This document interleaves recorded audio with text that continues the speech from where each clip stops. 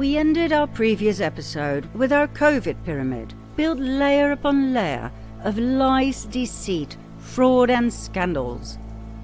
Now, of course, you're wondering by now, how come so many hospitals, doctors and healthcare workers in general went along with all of the above? Can a scam so huge be kept a secret by so many people? We have reached the capstone of our nauseating COVID pyramid. We shall name the capstone M&M, Money and Murder in Hospitals. Shocking as it may sound, we've seen it before. Remember the unjust administering of the killer drug midazolam in the UK, as shown in part 19? Well, the US and many other countries had their own version called remdesivir. Here's what happened. Hospitals were given incentives, as in money, for each and every COVID casualty. According to whistleblowers, investigative journalists, lawyers and specialists, hospitals in the US have been receiving $13,000 for every admitted COVID patient. There have been financial extras for every COVID test, for every positive outcome. If patients were treated with the only prescribed drug, remdesivir, the hospital received yet another bonus. 20% of the entire hospital bill of the patient. Then, for every patient put on a ventilator, the hospital received $39,000. And if that patient officially died of COVID-19, they got yet another $13,000. That's a lot of money. According to attorney Thomas Renz and CMS whistleblowers, the hospitals receive approximately $100,000 per COVID casualty, if the above protocol was followed.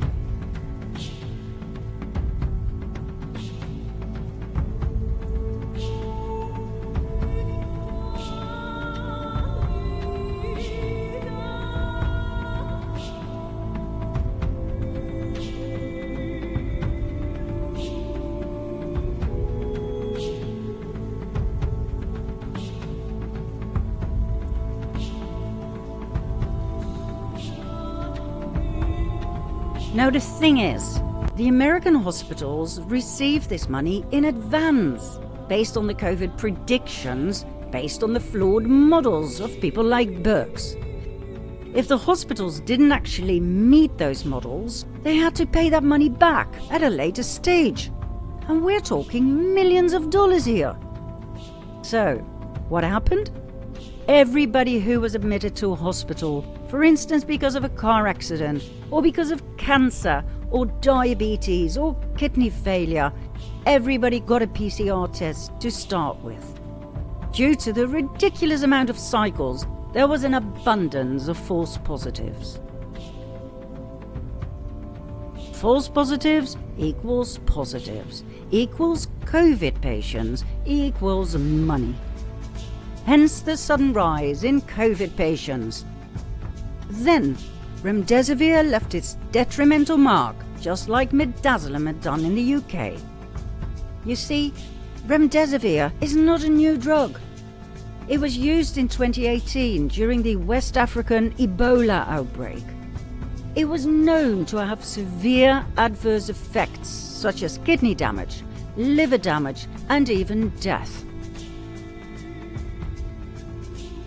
Yet, in 2020, Anthony Fauci directed that remdesivir was to be the drug hospitals used to treat COVID-19. Hence the incentives. So, what happened next?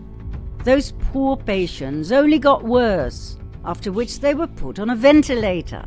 After all, that was yet another bonus of many thousands of dollars pouring straight into the pockets of the hospitals. Now, the problem with ventilators is that the patient is put into an induced coma. His or her breathing is taken over by a machine that puts extra pressure on the lungs, called baropressure. In the case of damaged lungs due to, for instance, pneumonia, those lungs will only get worse. They will not be able to deal with the increased pressure. the chances of that patient recovering, of being able to be taken off the ventilator and to start breathing by himself, are very, very small. Combined with organ failure as a result of remdesivir, the chances of that patient ever leaving the hospital alive are next to nothing.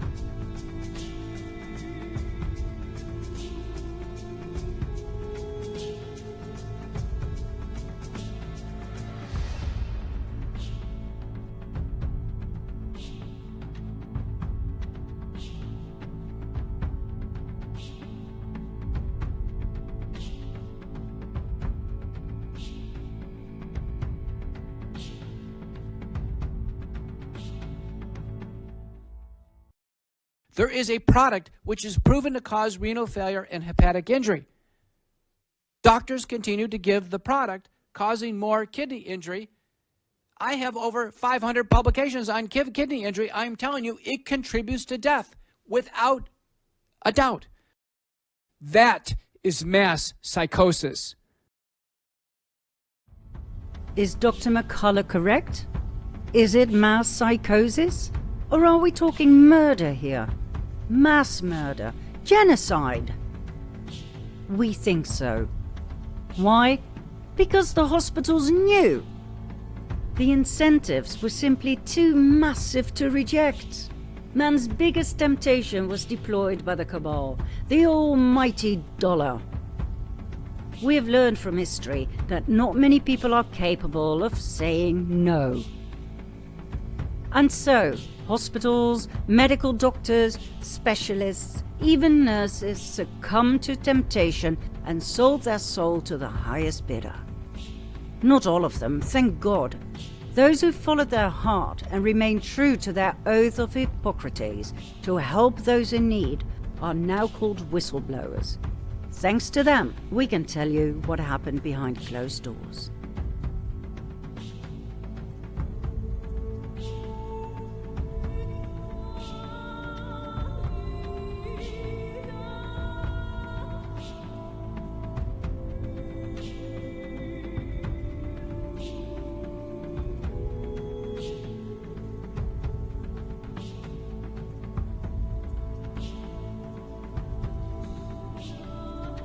There's a financial incentive to call somebody COVID positive. The hospitals receive a bonus from the government if someone is hospitalized and able to be declared COVID positive. They also receive a bonus. I think the total is something like $30,000 in incentive if somebody gets put on the vent. Then they get a bonus if somebody is declared dead with COVID.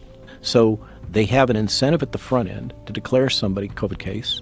The CDC made a determination that they were going to make a core assumption: if PCR positive and you die, that is death due to COVID. So the extreme example, just to show the absurdity, if the patient comes in with a bullet hole to the head and they do a nose swab and they come up PCR positive, they're determined to have died from COVID, when in fact they died from lead poisoning. That's real? Yeah. So that it really is true that if someone has a gunshot wound and they're dying of that gunshot wound and you check them for COVID, and if they're COVID positive and they die, they mark that off as a COVID death. That is by definition from the CDC. That was a decision that was made early on. 90% of the people put on ventilators died. 90%. You have a better chance with Russian roulette. Literally. Okay? Protocol. That's a protocol. So listen, and not only is it a protocol, but they get paid to do it. A lot. When you go to the hospital, you get tested. They get paid more. When you get admitted for COVID, they get paid more. When they put you on remdesivir, they get paid more. When you get ventilated, they get paid more. When you die, they get paid more. This is perverse. We cannot even begin to describe the tragedy brought upon thousands of innocent people. Not only were they administered on false pretenses and treated wrongly on purpose, not only were their chances of ever getting out alive reduced to almost zero, they were also denied visits from their loved ones. They were denied food and water. As they became underfed and dehydrated to the point of dying, They were denied physical, consoling contact with loved ones. They were denied a priest during their last hours. Their loved ones were denied access to medical records. The COVID scam, based on nothing more than politics, destroyed hundreds of thousands of lives, all because of incentives upon incentives, bonus upon bonus, piles of money upon piles of money. Even the coroners received government money if they put COVID-19 on death certificates. The cabal had thought of everything. The one place you should be safe, the one place where you should be handled with love, care and compassion had turned into a prison camp. A place where you are most welcome as you are worth $100,000. That is, if protocols are followed and you never leave that place alive. This sounds like a horror movie, don't you think? And we fully understand if you simply choose to refuse believing us. We too wish we were wrong, misled by conspiracy theorists and their crazy stories. But unfortunately, we lost dear friends who experienced this all the way to the bitter end. We will give you a few examples. This was our dear friend, Veronica Wolski. She became famous on social media as a freedom advocate who spent every weekend on a bridge in Chicago, putting up her banners with slogans that made people think. She made them with great love and care. She was always there, no matter how cold the weather. Drivers would honk and wave, letting her know she was not alone in her passionate fight against the cabal. We were in contact via Messenger. She sent us Q bracelets to hand out at our events. She was ever so proud to meet General Flynn, our hero, who never gave up fighting for the rights and liberties of the American people. We were so happy for her and so proud.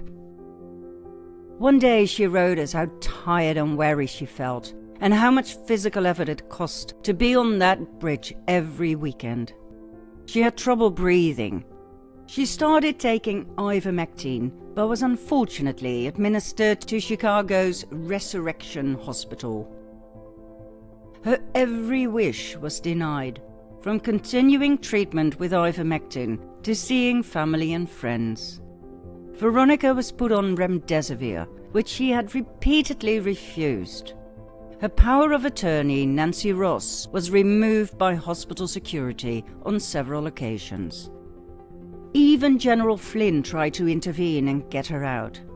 They got to the point where an ambulance was waiting to transfer Veronica to another hospital. All the care she needed was there, but at the very last moment, the hospital refused to authorize her release. Veronica didn't stand a chance and died all alone as a medical prisoner in a Catholic hospital. Her official cause of death?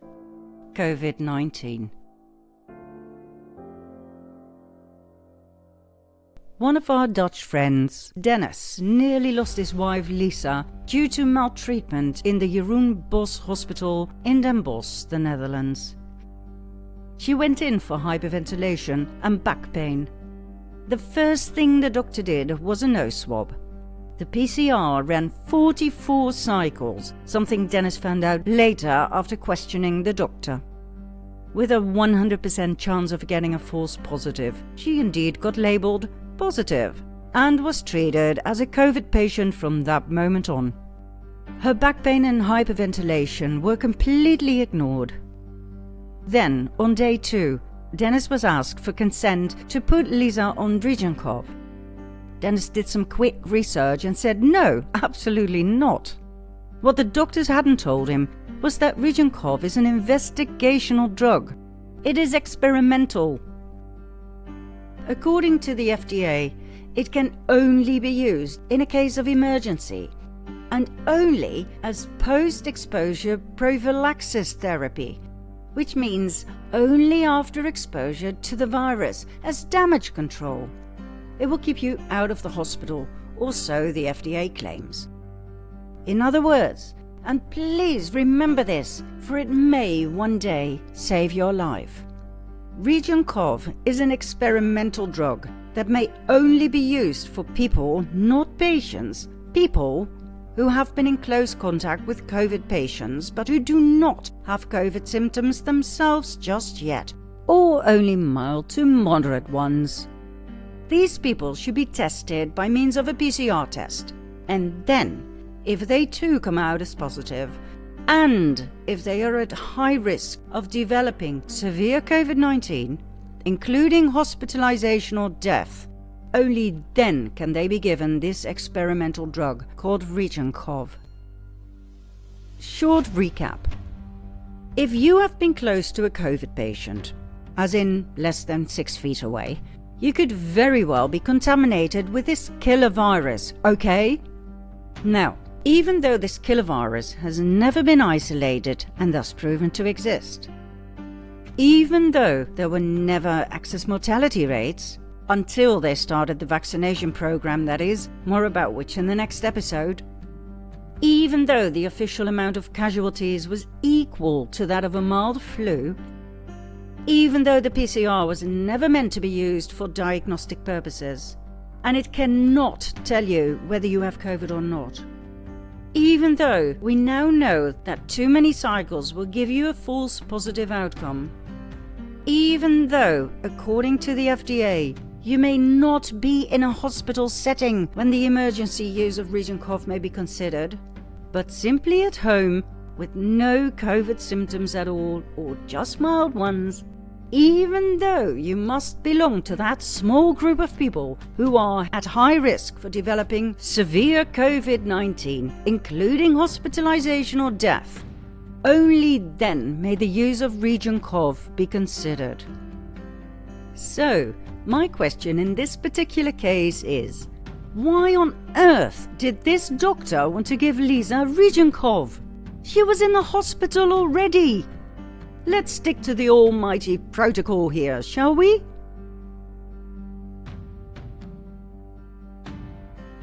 What this doctor did was not allowed by any of the authorities. As a matter of fact, it was and is a criminal offence. Why give Lisa a COVID damage control drug when she went in with back pain and hyperventilation complaints? And how on earth can this drug be used in emergency situations when you are still at home with hardly any symptoms? Define emergency, please. And finally, how can the person put on RegionCov be closely monitored by a doctor when he or she is not in a hospital?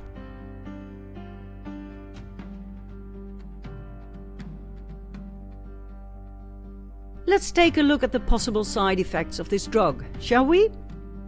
It can cause anaphylaxis, a serious allergic reaction that can cause death within minutes or hours. It can cause serious abnormalities in one's heartbeat and blood pressure.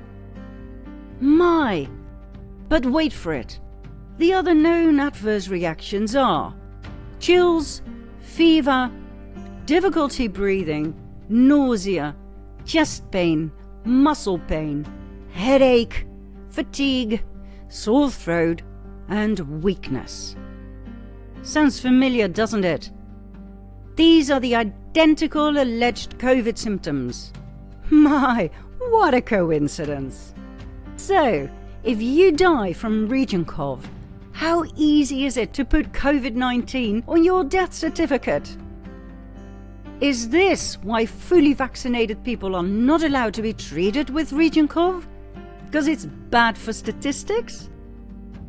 Oh, and here's another one to ponder. If RegionCov is not to be used in the case of COVID variants, but only for the original COVID-19, can anybody please tell us how variants are detected in a person? If the PCR is unreliable for diagnosis, period, do you really believe it can be used to detect variants? Had Lisa been given RegionCov, as suggested by a doctor, her chances of ever getting out of that hospital alive would have been, well, basically zero. Her cause of death would have been COVID-19. After all, she had all the symptoms, right? Thank God, both Dennis and Lisa know enough about the COVID scam to be on high alert. What happened next? On day 3, she was given morphine. Do you know how hard it is to get morphine in the Netherlands, even in a hospital? I do, from personal experience. You have to be in so much pain and beg for it, and even then still most doctors refuse to give it, as it is highly addictive. True, absolutely. So why the heck give it to alleged COVID patients? After 2 days, Dennis insisted they take her off the morphine. Long story short, after a week in the hospital's COVID department with no fluids and no IV, she was completely exhausted, dehydrated, and ready to die. Dennis and a friend insisted she be moved to the ICU, where she was put on a ventilator that took over her breathing. Within a day in the ICU, she was diagnosed with Guillain-Barré. Whether or not this is correct is still to be seen. After 6 days in the ICU and 4 more weeks of physical therapy, Dennis could finally take her home. If he hadn't been so insisting, he asked for blood test results and medical reports every single day to the point of driving the nurses and doctors crazy, we doubt Lisa would have made it. Another dear friend from the Netherlands, Arjuna, was hospitalized on November 17, 2021. His complaints? Exhaustion.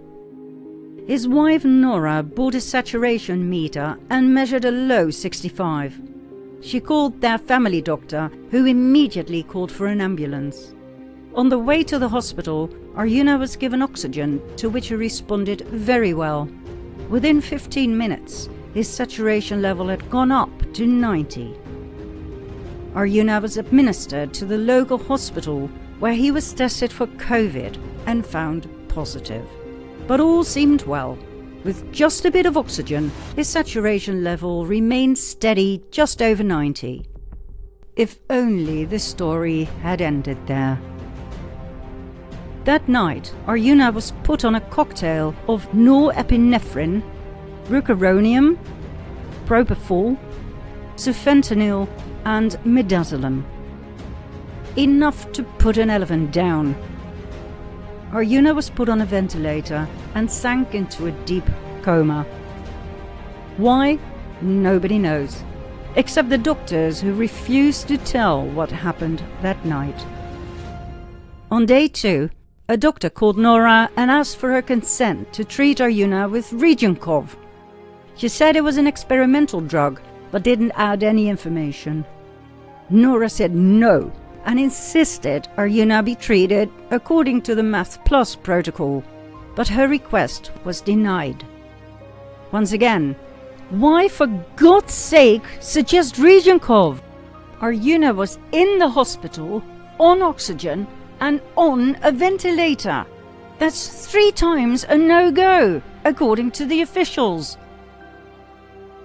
That same night, Nora was told by a nurse that they had deepened her husband's comatose state, as he had started to breathe by himself. Instead of taking him off the ventilator, they had given him more narcotics.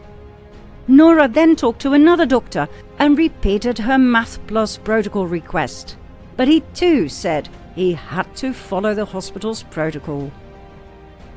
On day 7, Arjuna was transferred to the Jeroen Bos Hospital in Den Bosch, the same hospital that had almost killed our friend Lisa.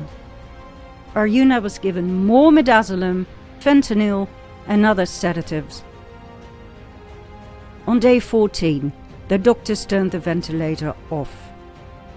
Arjuna died, leaving Nora behind, devastated and inconsolable. His official cause of death? COVID-19.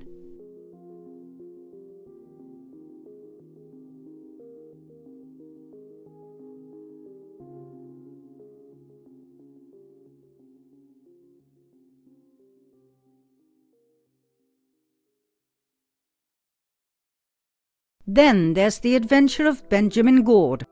He got into a single car crash, early 22. When he came to and realised what had happened, he checked his arms and legs, and all seemed just fine. After about 10 minutes, help arrived.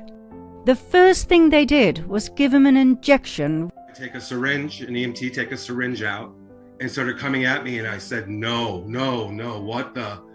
And he said, just gonna calm me down, boss. It went in, and it went black.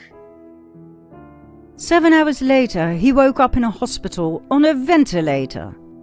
As he remembered, he had come out of the car crash unharmed. He pulled out the ventilator tube, the IV in his arm, and the catheter. He got up and went to a desk with some nurses and asked, why did you put me on a ventilator? Does it look like I'm having any trouble whatsoever breathing? I'm standing? The answer was, because you have COVID. And I said, even if that's true, that you tested me for COVID, that ventilator is a late stage, last resort, hyper-invasive thing that you've done. What did you give to me? First thing she says is propofol. And I said, oh, the thing that killed Michael Jackson, great. And then she mentioned fentanyl and morphine. It was only because of his strong attitude that he left that hospital alive. He then tried to reach as many people as possible on social media to tell his shocking tale and to share his warning. Be extra careful no matter what you do. Yeah. Avoid the hospital. As we edit this voiceover, thousands of people are literally being murdered by doctors and nurses. And to be honest, if you had told us this a year ago, we would not have believed you. But now, we have seen this living nightmare up close and personal. Not only that, we receive these horrid accounts on a daily basis from across the world. Do you want to hear healthcare whistleblowers? Do you want to know what you can do to save your life or that of a loved one? Then follow me to part 23.